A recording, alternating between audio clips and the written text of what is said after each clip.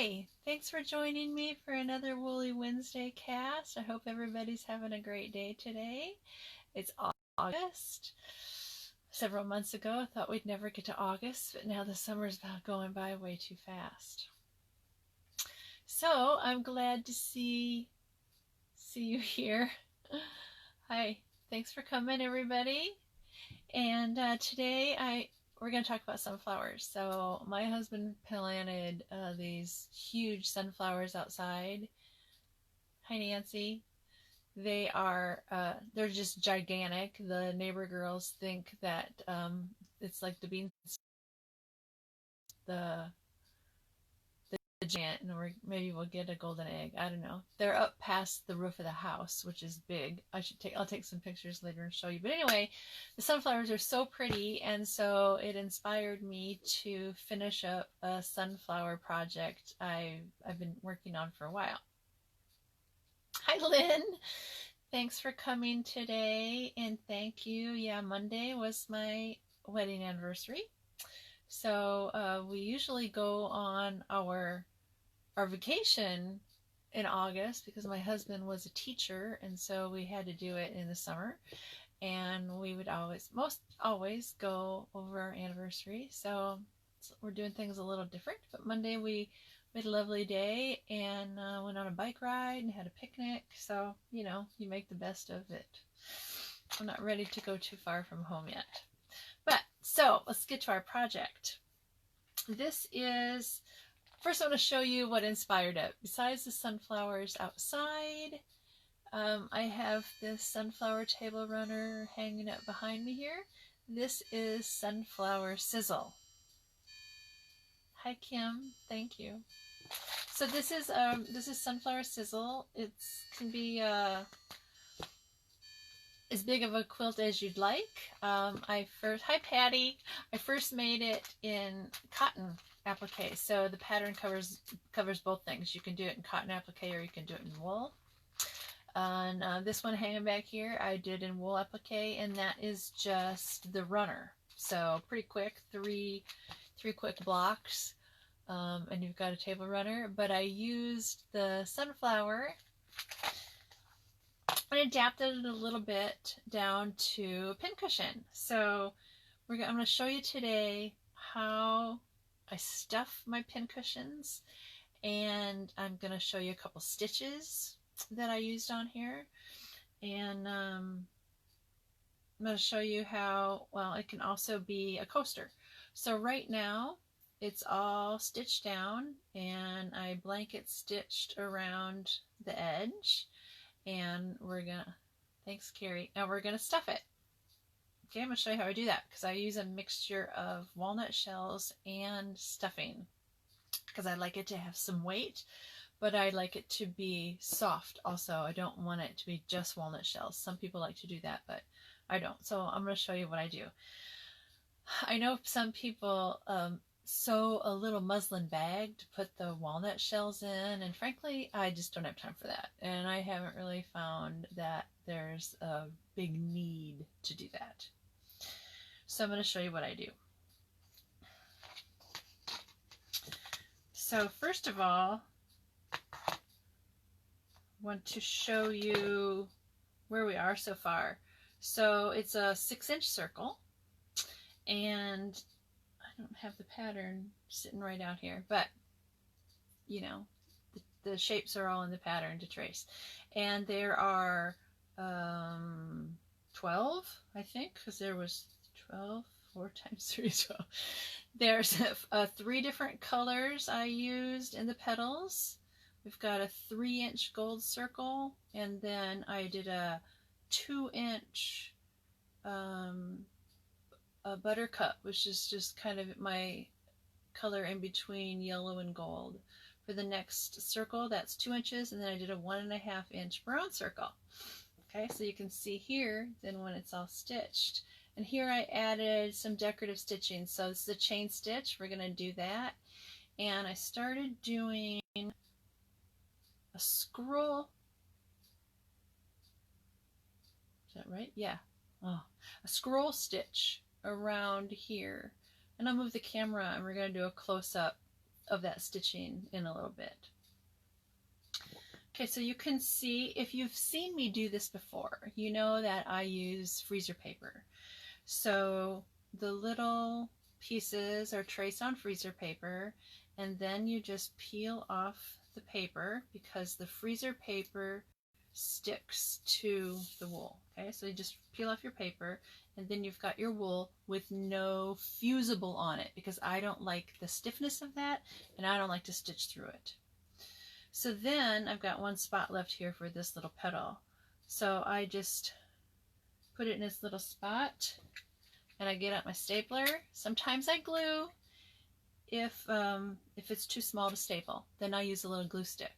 Okay, so now I just slide my stapler up in here and give that a staple and hold it in place. So now I don't have any pins that get in the way, nothing to get my thread caught on, and I can just carry this with me anywhere and stitch it up pretty quick because I don't have to move pins or worry about any of that. So it's my favorite way of getting my applique down in place. So do you want to sit here all day and watch me stitch this? No, you don't. I'll do that later. What I'm going to do though is this one originally I blanket stitched it, and then I decided to add this scroll stitch around the edge. And if you're going to do a decorative edge stitch, there's no need to blanket stitch. Blanket stitch takes a lot longer than just doing a whip stitch. So this one I'm just going to do a whip stitch, and then I can do decorative stitching. Thanks, Suzanne. Thanks for coming today. I can do decorative stitching, and the whip stitch doesn't get in the way of it. This way, with this blanket stitch on there, I'm trying to do the scroll stitch on it, and I have to kind of line up my scroll stitch with the blanket stitch, which is okay, but it's a little putsy. And otherwise, the blanket stitch deters from the scroll stitch design. So if you're going to do an embroidery edge stitch, it's best to just whip stitch it. It's just faster, and I think it'll look better in the end. Okay, so later I'm going to do this one up. But for now, we're going to stuff this one. So then I'll have a pincushion and I'll have a coaster. The only other thing I'm going to do differently is in the middle of this one, which is the pincushion. I don't know if you see. There, you can see close up. You can see the French knots. I might put beads on it also for a pincushion, but for a coaster, I'm not going to put those French knots there, and I'm not going to put any beads because then your cup might not sit level. So, and you really don't want beads if you're going to put a cup on there. So we're just going to leave that flat. Who knows? I might do something that doesn't stick up. I don't know. Isn't that the fun of a wool applique? You can just come up with something and add some embellishment depending on how you feel. All right, so I'm going to start with, gotta find, I'm in a different spot today. I'm sitting on the couch in my studio so that I can do this demonstration stitching in my lap because I think that just works best. But I have things in different places. If you could see this, I got crap piled up on both sides of me here on the couch so that I can find what I need. It's kind of funny what goes on behind the scenes. Okay, so I've got just some fiber fill here. So I am just going to stuff that into my opening. I left about 2.5, maybe 3 inch opening. Okay, so now what I do is I've got stuffing down at the bottom and I've got stuffing up on the sides. Okay, so I'm going to kind of pull it up on the sides. And I take a funnel and I stick my funnel right down inside the stuffing. Okay, I need another hand in my bag. So I sell the walnut shells. 1 bag is 1 cup, and it's generally a good amount. It's plenty usually for a pincushion. All right. So I've got the walnut shells in the bag, And I've got my, turn this around so you can see my flower. I've got my funnel stuck down in there. I'll try to hold this up so you can see it. And I just kind of pour them in there. Then about half. I just kind of just shake them down in. And I think the fiber fill just kind of keeps them in the middle of the pincushion. Just kind of use the end of the funnel to push them down in there. So they don't go all the way out to the edge. And I've never had them sneak out. Okay, so that was half my bag, and that's enough. I think that's enough for this pincushion. I could put in a little more, but I'm not gonna. Then I just need some more stuffing.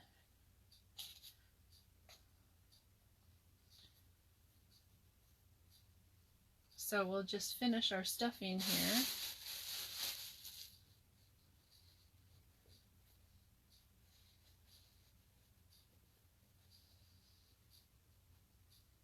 I'll get a little more in there. It's a little awkward doing it sitting like this, but I'll put some more in there and get it pretty tight. And I can feel my walnut shells in there, and they just kind of stay in the middle. Let me pin this closed so it doesn't spill all over the place when I set it down.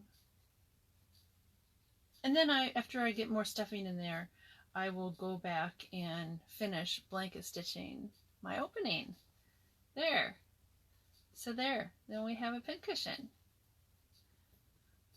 For me, that method of stuffing the pincushion works pretty good. And I like the mixture of the filling and the walnut shells. It's good. It's good weight. Won't fall off the table or sometimes the picnic table, wherever you're stitching. Pretty cute, huh? Okay. So I didn't show you the sunflower sizzle. I'm just going to jump back to that. The runner back here. You can, I have the kit here. So if you are interested in that, the kit is just the wool. So if you order just the wool kit, is $28 for the pattern and the wool for the applique. And that's for the runner. If you wanted to make a bigger one, just, email me and we can make you the right size kit. And then I also have the batiks. So the cotton batiks that you need, gold, yellow, a couple browns, all those that you need are a separate kit. So I call that my cotton completer kit. So some people like to just buy the wool because you already have some fabrics at home, and some quilters like to buy it all together. So you can buy it all together this way. You get the kit, the wool kit, and the cotton completer set. That's $25. $28 for the wool for the runner, $25 for the batiks. But we have a coupon code. So because it was my anniversary, 35 years. So sounds like a long time, but I know probably a lot of you out there have been married longer than that. But 35 years is our anniversary on Monday. So our coupon code is 35 years. Okay? So the years is all in capitals. And what I've done is for the next week, you get 35% off all purchases over $35. Okay, so I've never done that big of a discount before, and I'm probably never will again. I don't know. Who knows? You never know. But take advantage of that, because that is a big discount. And when you're over $35 on my website, there's no shipping charge, so you're not going to have to pay shipping either. So that's a good deal. It's a good time to stock up on stuff you need going into your fall stitching. Okay, move my stuff aside here. Also, and that's everything. It's like the whole website, anything you want, 35% off. I'm going to go back to my making our coaster or our pincushion. I said it was a 6-inch circle, and if you saw earlier, I don't know, a few weeks ago, we talked about cutting circles, and so I'm just going to show again what I use. I have this circle template where you can see it. I'm sitting in front of the window and the sun is pretty bright, so it's a weird glare from what I see. So this circle template is, you can just purchase at an office supply store or online all over the place. And this is for smaller size circles, starting at 1.5 down to smaller than you'd ever want to cut for applique. And then I have this set of nesting circles. Whole bunch of them, and if they were not being held up, they all fit together, but the largest one is a 6-inch circle, so 6 inches on the inside and 6 1/4 on the outside, something like that. But then it just goes down in 1/4 inches, so it gives me a set of circles in every size you ever need, just about. And that again is something that I wish I knew what it was called, or even where I got it or what brand it is. But it's not necessarily a quilting thing. It's a graphic design tool, and it's old. It's before graphic designers were doing everything on the computer. So I've had that a long time, but it's very handy, and I'm sure architectural drawing or someplace you can find circle templates if you want. Also, just look around the house, and maybe you have the right size, what do they call that thing? The cup. I have it told. You know, you put your cup in it. Anyway, okay. You look around the house and see if maybe you have a bowl, or turn your bowl upside down, a cereal bowl, or a plate that is the right size of your circle. And doesn't have to be exactly 6 inches.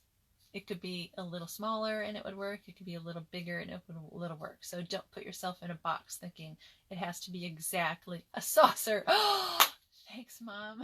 Turn a saucer upside down. Yeah, you do whatever you can to figure out how to make the right size circle. There's always something around the house. Okay, so enough about circles, right? One thing at a time, and just move it out of the way.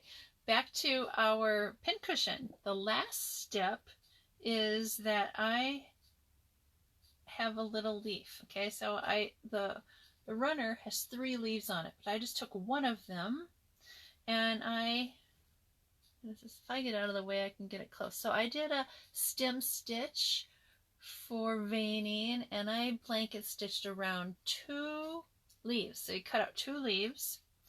And then after I finished stitching, I left some thread. Okay, oh, yes, Marcia, it is. Hi, hi, thanks for coming. So I left a string, and that is so that we can attach it onto our pincushion. I just thought that sometimes I'm working and my needles and my pins are all mixed up, and where's my needle? So I thought I would make a separate little gizmo to keep our needle. So construct your little leaf, and then we're going to attach it to our pincushion so that it can just hang there free. So I left some thread, and whatever thread you are doing your stitching with, if it's pearl cotton, if it's embroidery floss, whatever. But this is the wool thread that I dye. And so I'm just going to leave a little bit. I don't want it dangling a lot because I'm afraid that if it's too much and it gets caught on something. So I'm just going to leave it a little loose, and I'm just going to come up right up here on my edge and take a little stitch. So can you see there? I'm just going to take a little stitch there. And we're just going to leave him hanging. Okay? Maybe that's too much hanging. There, we're just going to leave him kind of free, and I'm going to take another stitch.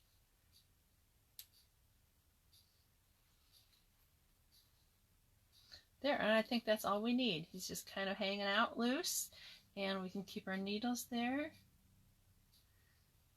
just like that, and use the rest of it for our pins.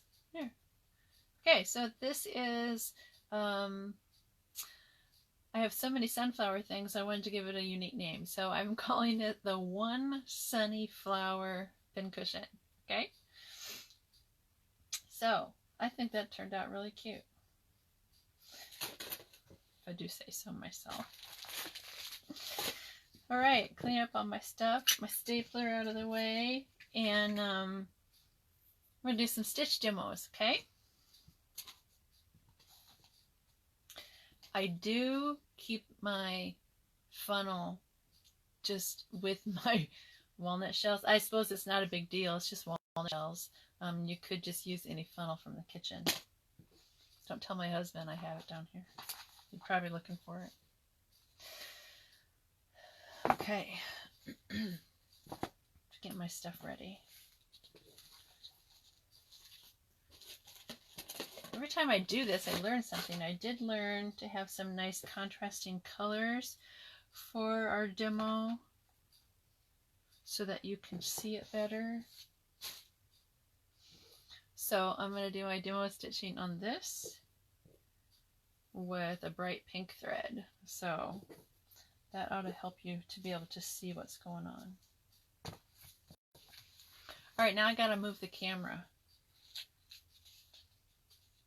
And I use, this is the needle I use most of the time, is my, let me see, chenille 24. These are the needles I use for most of my applique, for all my applique, for wool thread or pearl cotton, both of those. That eye is generally big enough. If you have trouble threading it, or you have a fatter thread that you want to use, I do also sell the needle in a 18 to 24 pack. So the 24 is the smallest ones, so then you get 18, 20s, and 22. So you get some bigger needles in there for your fatter thread. So those are on the site. Also, 35% off. All right, so I'm going to move this camera. I can do this.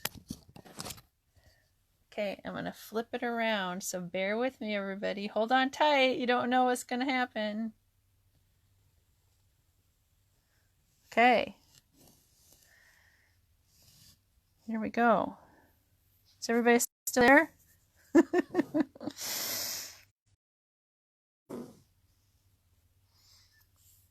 All right, so I have, I'm going to use pearl cotton so it shows up better. And first we're going to do scroll stitch. So the scroll stitch, oh, let me get my pincushion over here so you can see it finished. So it's right here, and it kind of makes a little scalloped edge.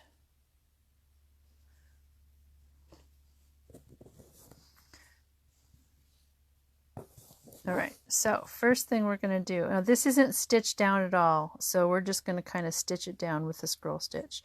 You just come up from the bottom just like you would for any applique stitch, and we're going to come up and take our stitch. Now if you already stitched whip stitch or something else, you can take littler stitches, but I am going to take a little bit bigger stitch. So I am going to stitch into the background and come up into my applique piece, all right?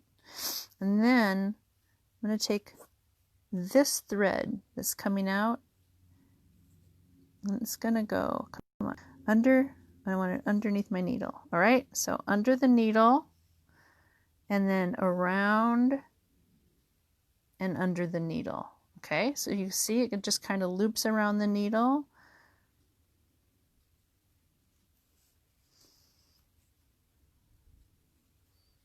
And then as we pull it, we get kind of a little loop there. And then we're just going to go up 1/4 inch or so to our stitch. So underneath and around. Oops. I have to do this kind of looking around the camera. It's kind of awkward, but you guys are patient. So see, there. And we get this little scallop going. Isn't that cute? Another stitch. Our thread underneath the needle, around and underneath again. Pull it kind of taut. And then just pull it over. Little scallop. Okay, into the background and up into the applique. Thread goes underneath the needle, around and underneath the other side, so it's going around the top. Give it a little tug. And hold it in place. Maybe you can see it make its little loop better. There. So isn't that cute? There, I'll get it close so you can see. I'll see if I can stitch it while I'm holding it close. Okay, so into the back and up into our applique, around, underneath the needle, and then over the top and underneath the other side. Hi, Mary.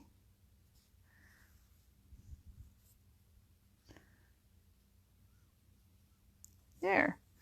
That one's not the same distance apart, but you try to stitch around a camera. Under, over the top, and under again. There. So it's a scroll stitch, and that, I think, is enough to even hold it down. So you could even do this without even doing any applique stitch. So if you can hold it in place good enough while you're doing that scroll stitch, and you take a big enough stitch like I did, that's going to be good enough for applique. Yay! All right, that's done.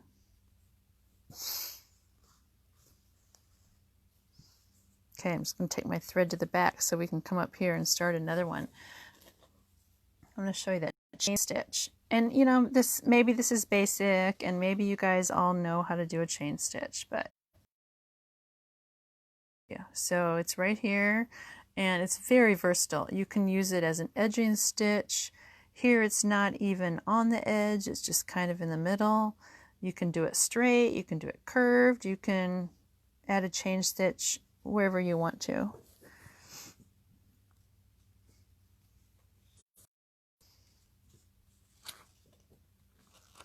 I have another one here I can show you. Here it is. It's maybe easier to see just going straight. Okay, so we come up from behind wherever you're going to go, and I'm not going to go right along the edge. I'm going to kind of go on the inside of the edge, and then take your needle back down where you came up, and then I'm going to go up above me, so I'm going to stitch away from me. So I took about a 1/4 inch stitch, and now I'm going to take this thread and wrap it around behind my needle like this, and you can see right there how it makes that little shape like the chain. Okay, so just wrap it around your needle.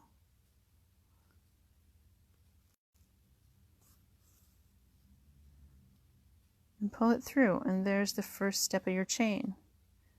See? Get it to focus. And then the next stitch, oops, we're going to go right back down where we came up.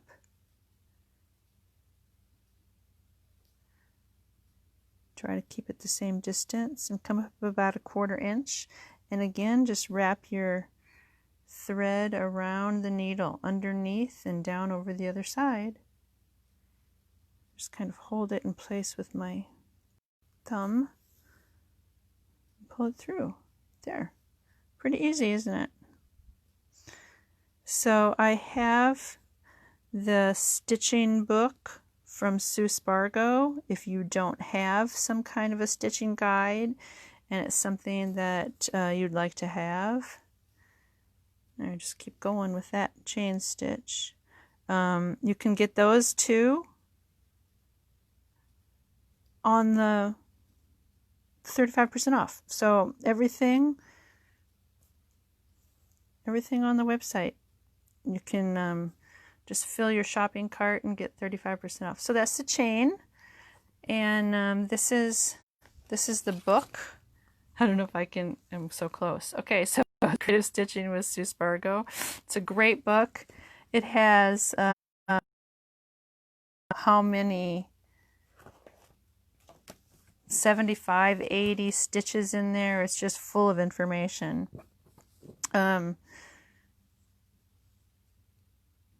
So there's chain. Okay. I don't need to keep going. I think that was enough.